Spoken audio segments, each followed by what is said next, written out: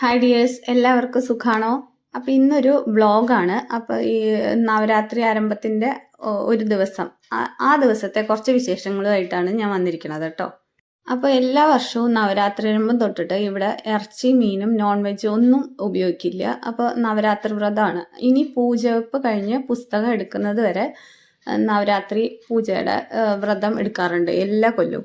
അപ്പോൾ ഇതാ കുളിയൊക്കെ കഴിഞ്ഞ് അന്നത്തെ ദിവസം ഞാൻ വിളക്കൊക്കെ കത്തിച്ചതിന് ശേഷമാണ് അടുക്കളയിലേക്ക് പോകുന്നത്.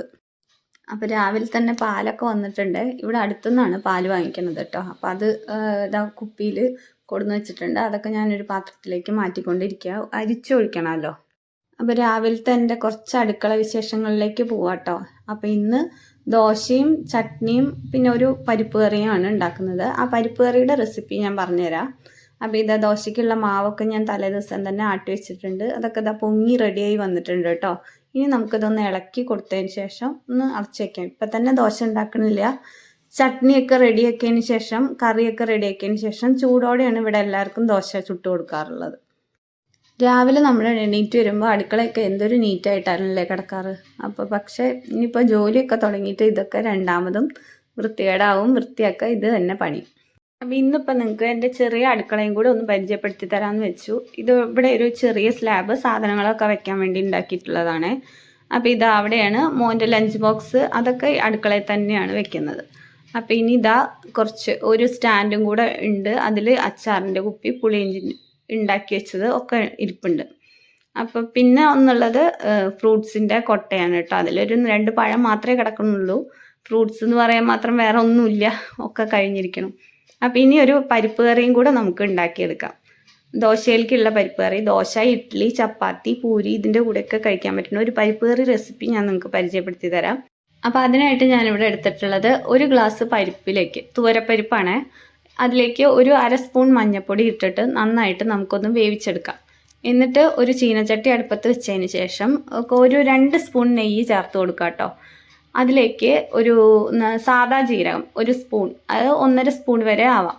എന്നിട്ട് ജീരകം ഇട്ട് കൊടുത്തതിന് ശേഷം കുറച്ച് ഈ സമയത്ത് നമുക്ക് ജീരകം പൊട്ടി വരുമ്പോൾ ഗരം മസാല, പട്ട, ഗ്രാമ്പൂ, ഏലക്ക ഇട്ട് കൊടുക്കാം കേട്ടോ. അപ്പോൾ അത് ഞാൻ ഇട്ട് കൊടുക്കാൻ മറന്നുപോയായിരുന്നു. എന്നിട്ട് ഞാൻ പിന്നീടാണ് ഇട്ട് കൊടുത്തിട്ടുള്ളത്. അപ്പോൾ നിങ്ങൾ ഈ ജീരകം പൊട്ടി വരുമ്പോൾ തന്നെ ഈ കറുവാപ്പട്ടയും ഏലക്കയും ഗ്രാമ്പും ഒക്കെ ഇട്ട് കൊടുത്ത് ഒന്ന് പൊട്ടി വരുമ്പോഴാണ് ഉള്ളിയും ക്യാരറ്റും ഒക്കെ ചേർക്കേണ്ടത്. അതെന്താണെന്നറിയില്ല, മറന്നുപോയി ഞാൻ. ഈ ഉള്ളിയും ക്യാരറ്റും പച്ചമുളകും ഒക്കെ ഒന്ന് വാടി വന്നതിന് ശേഷം നമുക്ക് 1 സ്പൂൺ ഇഞ്ചിയും വെളുത്തുള്ളിയും പേസ്റ്റും കൂടെ ചേർത്തതിന് ശേഷം ഒന്ന് നന്നായിട്ട് മൂപ്പിച്ചെടുക്കാം. അപ്പോൾ വീഡിയോ സബ്സ്ക്രൈബ് ചെയ്യാതെ കാണുന്നവരാണെങ്കിൽ ഒന്ന് സബ്സ്ക്രൈബ് ചെയ്ത് സപ്പോർട്ട് ചെയ്തേക്കണേ. തൊട്ടടുത്തുള്ള ബെല്ലൈക്കണും കൂടി ഒന്ന് അമർത്താൻ മറക്കരുത് കേട്ടോ. പിന്നെ ലൈക്കും ഷെയറും കമൻറ്റും ഒന്നും ചെയ്യാൻ ആരും മറന്നു പോയിട്ട്. ഇതാ കണ്ടോ, ഇപ്പോഴാണ് എനിക്ക് ഓർമ്മ വന്നത് പട്ടയും ഗ്രാമ്പും ഒന്നും ഇട്ട് കൊടുത്തിട്ടില്ല എന്ന്. അപ്പോൾ അതാണ് ഞാൻ 1 സ്പൂൺ നെയ്യും കൂടെ ചേർത്തിട്ട് ഒന്ന് ആ ക്യാരറ്റും സവാളയൊക്കെ ഒന്ന് മാറ്റിയതിന് ശേഷം ഒന്ന് ഇപ്പോഴാണ് മൂപ്പിച്ചെടുത്തിട്ടുള്ളത്. പട്ട, ഗ്രാമ്പു, ഏലക്ക. എന്നെപ്പോലെ മറവിയുള്ളവരാണെങ്കിൽ ഈ സമയത്ത് ചേർത്ത് കൊടുത്ത് ഇങ്ങനെ ആക്കിയാലും മതി. നമ്മൾ വീട്ടമ്മമാരാണല്ലോ. അപ്പോൾ ഇതൊക്കെ ഇങ്ങനെയുള്ള പൊടിക്കൈകളൊക്കെ നമുക്ക് വശമുണ്ട്. പക്ഷേ ടേസ്റ്റിനൊന്നും വ്യത്യാസം വന്നിട്ടില്ല കേട്ടോ.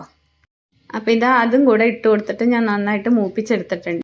അപ്പോൾ ആ പട്ടയും ഗ്രാമ്പും ഇഞ്ചിയും വെളുത്തുള്ളിയും ഒക്കെ മൂത്ത് വന്നതിന് ശേഷം ഞാനിതാ 1 സ്പൂൺ മുളക് പൊടിയും കൂടെ ചേർത്ത് നന്നായിട്ട് മൂപ്പിച്ചെടുക്കുന്നുണ്ട്. നല്ല പച്ചമണം മാറുന്നത് വരെ നന്നായിട്ട് വഴറ്റണം. മുളക് പൊടിയൊക്കെ മൂത്ത് പച്ചമണമൊക്കെ ഒന്ന് മാറി വരുമ്പോൾ നമുക്കിതിലേക്ക് 1 സ്പൂൺ ഗരം മസാലപ്പൊടി കൂടെ ചേർത്തിട്ട് നന്നായിട്ട് മൂപ്പിച്ചെടുക്കാം. അപ്പോൾ ഗരം മസാലപ്പൊടിയും കൂടെ ചേർത്ത് ഇളക്കിയതിന് ശേഷം നന്നായിട്ട് മൂത്ത് വരുമ്പോൾ നമുക്ക് ഒരു തക്കാളിയാണ് ചേർത്ത് കൊടുത്തിട്ടുള്ളത്. ഒരു വലിയ തക്കാളി കേട്ടോ.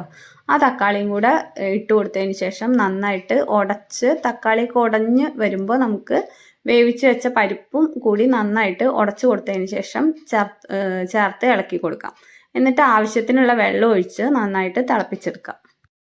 വേവിച്ച് വെച്ച പരിപ്പും അത്യാവശ്യത്തിന് വെള്ളവും ഒക്കെ ഒഴിച്ചു കൊടുത്തതിന് ശേഷം ഒരു 10 മിനിറ്റ് വരെ തിളച്ച് ആ മസാലയും ജീരകത്തിൻ്റെയും ടേസ്റ്റൊക്കെ ആ പരിപ്പിലേക്ക് പിടിക്കുന്നത് വരെ നന്നായിട്ട് തിളപ്പിച്ചെടുക്കുക. എന്നിട്ട് അതിന് ശേഷം അതിലേക്ക് കുറച്ച് മല്ലിയിലയും കൂടി ഇട്ട് കൊടുത്ത് നമ്മുടെ ടേസ്റ്റിയായ പരിപ്പ് കറി ഇവിടെ റെഡി ആയിട്ടുണ്ട്. എന്നിട്ട് ലാസ്റ്റ് 1 സ്പൂൺ നെയ്യ്, ഇത് ഓപ്ഷണലാണ്, വേണമെങ്കിൽ മാത്രം ചേർത്ത് കൊടുത്താൽ മതി.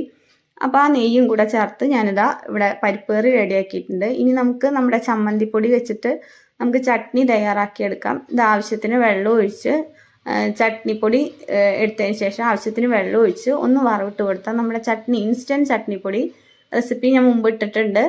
അത് കാണാത്തവരുണ്ടെങ്കിൽ ഒന്ന് പോയി കണ്ടോളൂ. അപ്പോൾ ഇന്നത്തെ ദോശയും കൂടി ഉണ്ടാക്കി കഴിഞ്ഞാൽ നമ്മുടെ ബ്രേക്ക്ഫാസ്റ്റ് ഇവിടെ റെഡിയാവും.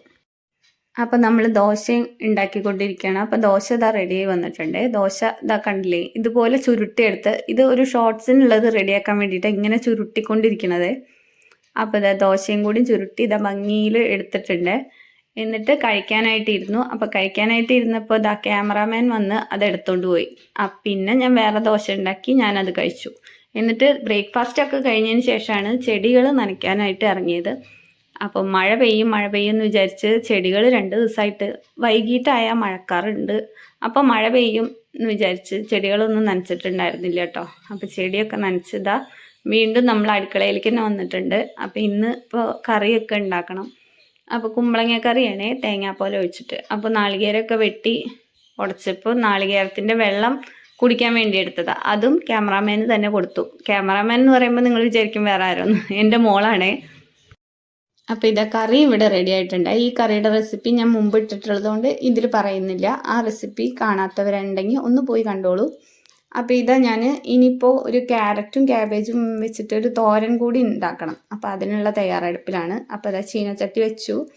എണ്ണ ഒഴിച്ച് കൊടുത്തതിന് ശേഷം കുറച്ച് ചെറിയ ഉള്ളിയും വെളുത്തുള്ളിയും പച്ചമുളകും കൂടി ചതച്ച് അതിലേക്ക് ചേർത്തിട്ട് എല്ലാവരും ഉണ്ടാക്കുന്ന പോലെ തന്നെ, എന്നിട്ട് കടുക് പൊട്ടിക്കുക. അതിന് ശേഷം ക്യാബേജും ക്യാരറ്റും കൂടി അതിലിട്ട് കൊടുത്ത് നന്നായി വഴറ്റി എടുത്തിട്ടുണ്ട്. അത്യാവശ്യത്തിനുള്ള ഉപ്പും കൂടെ ചേർത്ത് നമുക്ക് തോരൻ റെഡിയാക്കി എടുക്കാം. ക്യാരറ്റൊക്കെ വെന്ത് വന്നതിന് ശേഷം ഞാനിത് അവിടെ കുറച്ച് കറിവേപ്പില കൂടി ഇട്ട് കൊടുത്തിട്ട് നന്നായി ഇളക്കി കൊടുക്കുന്നുണ്ട്. അപ്പം നമ്മുടെ ക്യാബേജും ക്യാരറ്റും തോരനും ഇവിടെ റെഡി ആയിട്ടുണ്ട്. തോരൻ എന്ന് പറയാൻ നാളികേരം ചേർത്ത് കൊടുത്തിട്ടില്ല കേട്ടോ, മെഴുക്കുവരട്ടി എന്നൊക്കെ പറയാം. ഇനി നമുക്ക് കുറച്ച് പപ്പടം കൂടെ കാച്ചാനുണ്ടായിരുന്നു, അതും കൂടെ കാച്ചി വെച്ചു. അപ്പം നമ്മുടെ ഇന്നത്തെ ലഞ്ച് റെഡി ആയിട്ടുണ്ട് കേട്ടോ.